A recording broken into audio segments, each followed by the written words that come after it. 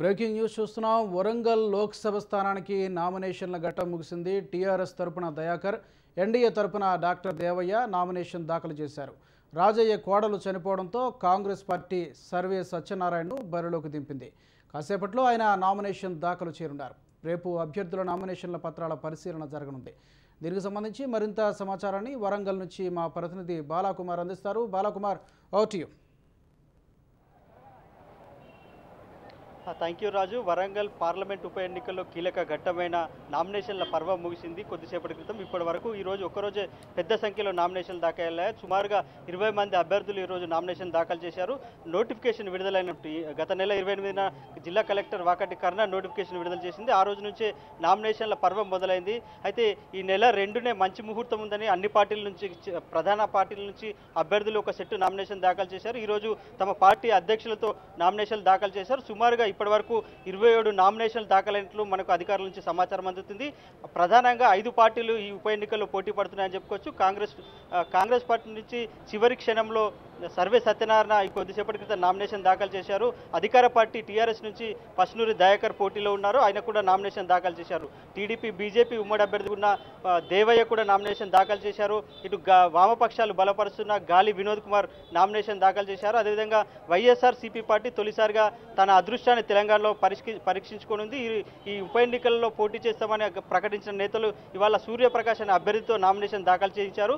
దీంతో నామినేషన్ల ప్రక్రియ ముగిసిందని మనం చెప్పొచ్చు. అయితే రేపు నామినేషన్ల పరిశీలన ఉంటుంది. ఈ నెల 7 వరకు నామినేషన్ల ఉపసంహరణకు గడువు ఉన్నట్లు కూడా అధికారులు చెప్పారు. నామినేషన్ల ప్రక్రియ ముగడంతో ప్రధాన పార్టీలన్నీ ప్రచారంపై దృష్టి సారించే. ప్రధానంగా టీఆర్ఎస్ పార్టీ నుంచి మనం చూసుకుంటే TRS party 7 Warangal parliament constituency పరిధిలో 7 అసెంబ్లీ నియోజకవర్గాలున్నాయి. ఈ 7 అసెంబ్లీ నియోజకవర్గాల్లో ఆరుగురు ఆ పార్టీకి ఎమ్మెల్యేలు ప్రాతినిధ్యం వహిస్తున్నారు. ఒక పాలకుర్తి మినహాయిస్తే పాలకుర్తి టీడీపీ ఎమ్మెల్యే దయాకర్ రావు అక్కడ ప్రాతినిధ్యం వహిస్తున్నారు. దీంతో అధికార పార్టీ కొద్దిగా ఊపు మీద ఉందని చెప్పొచ్చు. తమకు అధికార పార్టీ ఎమ్మెల్యేల బలం ఉంది కాబట్టి ఎన్నికల్లో సునాయాసంగా విజయం సాధిస్తాం, నల్లేరు మీద నడికే అని చెప్తున్నారు. అయితే గత ఎన్నికల్లో దాదాపుగా 3,98,000 దాకా మెజార్టీ వచ్చింది. ఆ మెజార్టీ కోసమే తమ ప్రయత్నం చేస్తున్నామని చెప్తుంది. అందులో భాగంగా రాష్ట్ర కేబినెట్ మొత్తాన్ని కూడా వరంగల్ ఈ పార్లమెంట్ కాన్స్టిట్యున్సీ పరిధిలో మోహరించే ప్రయత్నం చేస్తుంది. ఇప్పటికే ఇన్ఛార్జీలుగా మంత్రులు నియమించింది. ఇటు కాంగ్రెస్ విషయానికి వస్తే కాంగ్రెస్ పార్టీ డైలమాలో పడిందని మనం చెప్పుకోవచ్చు. మొన్నటి వరకు అభ్యర్థి ఎంపిక పైన ఉత్కంఠ కొనసాగింది. చాలా మంది ఆశావాహులు పోటీ పడ్డారు.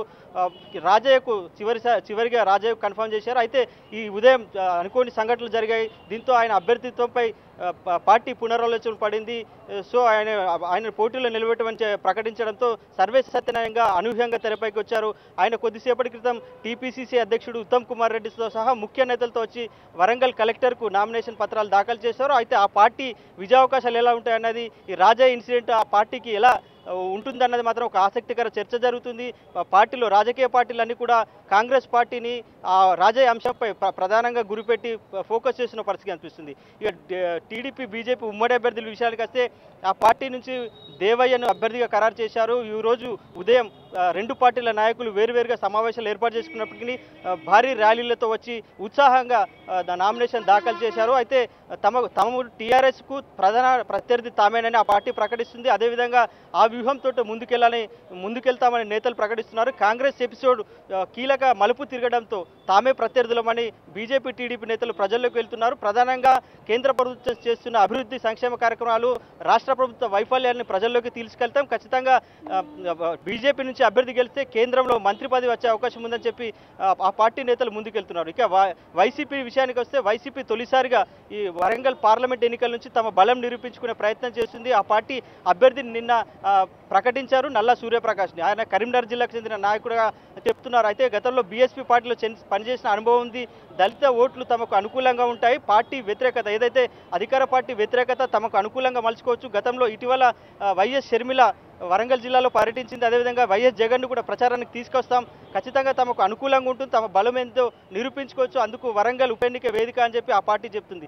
ఇక వామపక్షాల ఉమ్మడి అభ్యర్థిగా గాలి వినోద్ కుమార్ని ప్రకటించారు. అయితే ఆయన చివరి క్షణంలో స్వతంత్ర అభ్యర్థిగా ఆయన పోటీ చేస్తున్నట్టు చెప్పారు. కేవలం వామపక్షాలు అన్ని కూడా 10 వామపక్షాలు ఆయనను అభ్యర్థిత్వాన్ని మాత్రం బలపరుస్తున్నాయి. అయితే గుర్తు స్వతంత్ర అభ్యర్థిగా ఆయన పోటీ చేస్తాడు కాబట్టి గుర్తు విషయంలోనే కొద్దిగా గందరగోళం ఏర్పడే అవకాశం ఉంది. జనాలు ఇప్పటికే ప్రచారాన్ని ముమ్మరంగా చేశారు. నియోజకవర్గాల వారిగా సమావేశాలు నిర్వహించారు.